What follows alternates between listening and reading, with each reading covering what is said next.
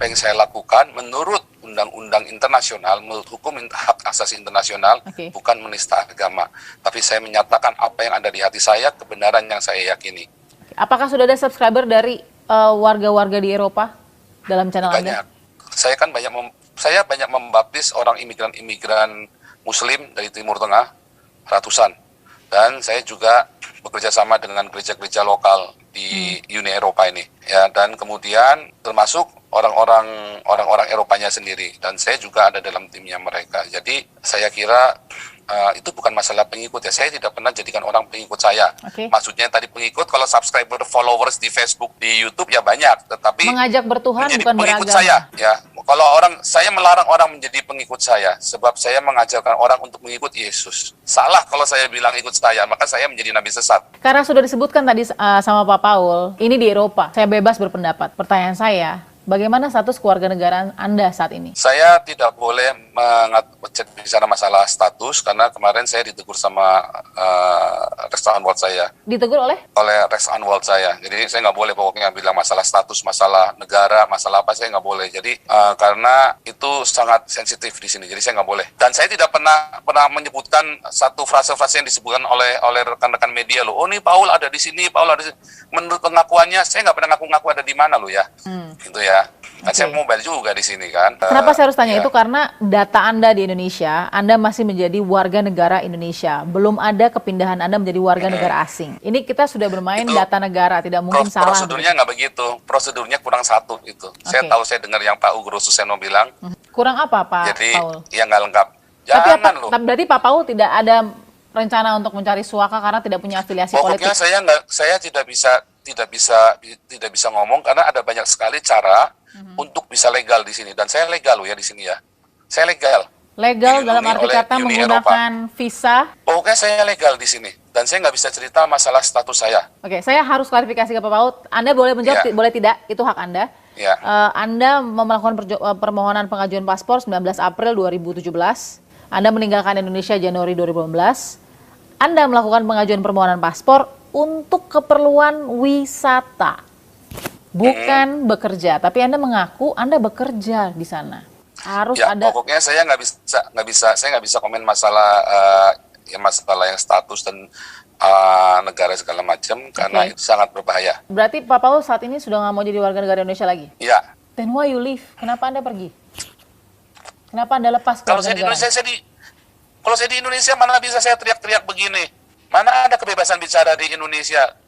Mana bisa kita teriak orang minoritas? Weh, kita lagi dianiaya. Mana didengar? Baru saya ngomong live, di depan sudah ada Intel. Bagus kalau Intel yang di depan. Kalau yang di depan FPI, kelarlah saya. Baru live sekali udah kelar. Kalau sekarang saya bisa tiap hari, sampai tahun depan juga kalau yang kita teriakan belum didengar, saya akan masih live juga. Tanpa ada yang ganggu saya. Malah saya dilindungi oleh undang-undang di sini. Kenapa secara emosional saya merasakan ada kekecewaan yang sangat dalam di hatinya Pak Paul terhadap Indonesia? Saya nggak pernah kecewa. Saya tidak kecewa dengan Indonesia. Tapi kepada siapa kekecewaan itu hingga harus melepas kewarganegaraan, lalu menjadi warga negara asing, dan berkoar-koar tentang mantan negara Anda? Kalau saya melakukannya di Indonesia, sebagai orang Indonesia, selesai hidup saya. Anda sudah lakukan ini beberapa tahun. Anda mau bersuara dengan aman, berarti Anda yakin bahwa ada yang membackup Anda di sana? Yang membackupnya Undang-Undang Kebebasan Berbicara, Freedom to Speech artikel. Tidak ada sponsor, orang di balik itu dan lain-lain? Saya dengan orang-orang yang berbahasa Indonesia yang ada di seluruh dunia yang mendukung saya. Coba lihat semua YouTube saya. Mereka semua memberi semangat kepada saya. Ayo Pak Paul suarakan, kami nggak bisa teriak. Setiap saya live di Zoom, ada 100 orang yang di live Zoom saya karena memang nggak bisa lebih. Teman-teman semua titip pesan. Saya tidak akan bilang mewakili sebuah organisasi atau gereja. PGI sudah jelas menyatakan Paul ini orang nggak jelas, ya kan? Atau saya lupa ngomongnya bagaimana, ada itu Pak Gulutom. Saya nggak urusan juga. Saya juga bukan orang PGI kok. Dalam kesempatan ini, Pak Paul, apa yang ingin Anda counter? Karena ini akan didengar oleh nasional, mengingat ini adalah TV nasional. Apa yang Anda ingin counter dan apakah Anda akan meminta maaf dengan apa yang sudah mungkin dianggap oleh orang Indonesia sangat menodai atau menyakiti perasaan mereka dan agama mereka? Sorry ya, kalau saya cerita Indonesia, saya selalu bergejolak hati ya. Iya. Kalau udah disebut Indonesia itu kata itu keramat buat saya. Berarti secara tidak langsung Anda mengatakan bahwa aturan kita punya regulasi larangan hate speech atau mungkin undang-undang ITE ya, itu ditampik gitu bahwa memang kalau di luar Anda bisa freedom of speech, Anda bisa bebas, dan Anda di backup begitu dengan regulasi yang ada. Jadi Indonesia ini bukan negara demokrasi secara de facto, tapi de factonya adalah negara khilafah. UUD 45 dan Pancasila itu nggak berlaku di Indonesia. Yang berlaku adalah undang-undang mayoritas, yaitu punyanya orang-orang Islam. Ya undang-undang khilafah itu namanya. Apakah saya menista? Enggak, saya hanya mengatakan apa yang ada.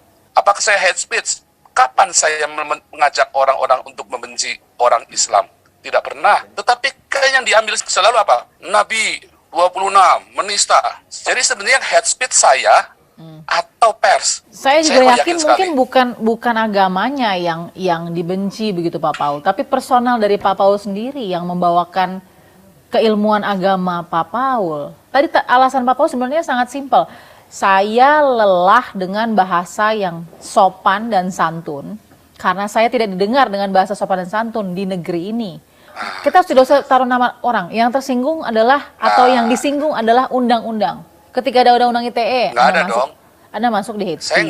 Saya enggak.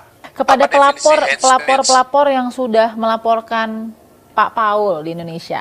Siapa yang melaporkan saya? Siapa saja yang melaporkan saya? Kan cuma si Husin Alwisyad doang. Kalau Anda kenal secara personal mungkin? Kenal secara personal? Enggak. Oke. Pertanyaan saya terakhir kepada Pak Paul yang sudah bisa memberikan waktu di lokasi yang tersembunyi sekarang ini ya. Dari perbincangan kita saya bisa lihat bahwa Pak Paul memilih untuk keluar, tidak menjadi warga negara Indonesia saat ini ya. Secara de jure mungkin ya, kalau saya bisa bilang ya. Karena secara de factonya Anda masih terdaftar menjadi WNI di Indonesia. Kenapa saya harus sebut ini? Karena Anda punya Enggak, itu artinya gitu. Itu kan politik kan sudah tahu. Masyarakat nggak perlu tahu toh. Saya nggak tahu bagaimana kemudian nanti keseriusan dan kemudian keberhasilan kepolisian untuk menemukan Anda. Polisi tahu tempat saya pasti. Jadi sebenarnya sudah tahu Bapak di mana? Saya kan dari luar kan saya kan melihat terus. Gila ini orang-orang semua. Dari kita sudah tahu. Hanya memang kelihatan sekali itu hanya untuk yang mayoritas. Yang menista NU dia ditangkap. Yang menista Kristen tidak. Ya gereja ditutup, kalau begitu masjid diganggu, geger. Bukan saya tidak nantang polisi loh, saya nantang orang Islam yang bisa ngelaporin saya. Kenapa? Saya sudah diancam mau dilaporin polisi, mau dibunuh sejak tahun 2015. Saya sudah punya bukti, sudah saya print semua bukti-buktinya. Kenapa tidak lapor polisi Pak Paul ketika ada ancaman pembunuhan? Lapor polisi saya malah ditangkap, kayak saya Fudin, lapor malah ditangkap. Itu kan Indonistan, ya kan? Orang nggak bener gitu loh. Nah, terus kalau ditanya, apakah saya yang bikin kekacauan? Enggak loh, wartawan yang bikin kekacauan loh. Coba kalau nggak diviralkan punya saya, atau memviralkannya dengan seimbang, nggak akan kacau. Justru kalau diviralkannya cuma satu potong itu yang dianggap tidak baik, maka terjadilah kebencian. Tadinya ada nggak kebencian? Nggak ada. Di YouTube semua mengucar kebencian banyak sekali. Tetapi kalau tidak diviralkan oleh wartawan, atau wartawan itu memviralkan dengan mengkonfirmasi terlebih dahulu, pasti tidak akan terjadi kekeosan seperti sekarang ini. Apakah Anda tetap akan di sana, tidak akan kembali ke Indonesia, dan seperti apa menanggapi pencarian akan diri Anda? Itu saja terakhir. Yang jelas saya nggak bisa pulang toh. Sekalipun orang tua saya nanti meninggal dunia pun, saya nggak bisa pulang toh. Dikira itu nggak susah. Dikira itu bukan harga yang harus saya bayar. Tapi itu pilihan Pak Paul. Begitu saya pulang apa saya nggak dibunuh? Nah makanya itu kan harga yang harus saya bayar. Jadi Anda tidak akan pulang?